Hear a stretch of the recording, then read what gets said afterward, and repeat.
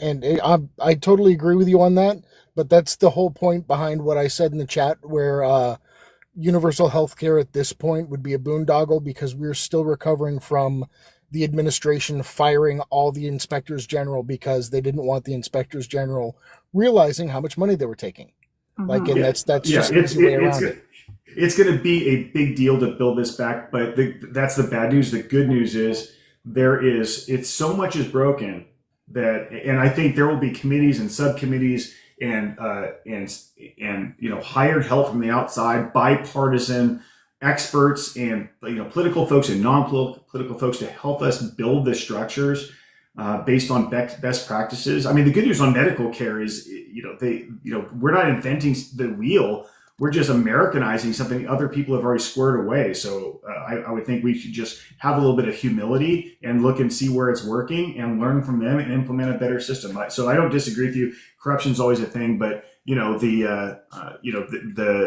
those who fight against social programs under the umbrella of corruption are often people who just don't like the program, so they're going to find some flaw in it and then magnify that. And I call me bleeding heart, but if we lose 5%, we have 5% loss to theft in a system that saves kids from dying from cancer, then I can live with that. I gotta be honest with you. Yep, and that's always been my argument against people talking about welfare queens. I'd rather support 100 welfare queens than tell one kid that they don't get to eat today. I'm straight. Damn straight. Like, on the flip side of that, if we keep it tightly controlled in the federal, I'm also a veteran. We've all went through the headache of dealing with the VA.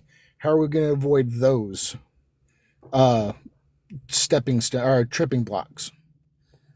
Well, I think part of that problem is that the VA suffers from being routinely underfunded, a bureaucracy within a bureaucracy, and it's additive to a broken system.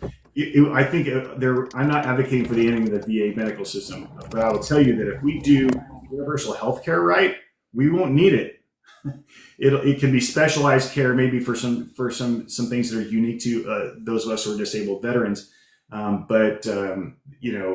think the VA. So far, the VA has been good to me, but I've only been retired for 8 months, and my disabilities aren't profound. But I think it's a fair question to look at the VA and make sure we don't just. I wouldn't want to scale up the VA and give that to every American, certainly, but I think the VA's troubles aren't because of bad people or bad medicine. I think it's bureaucracy and probably overly complex oversight things that get in the way of providing care. And maybe that's something we can fix along the way.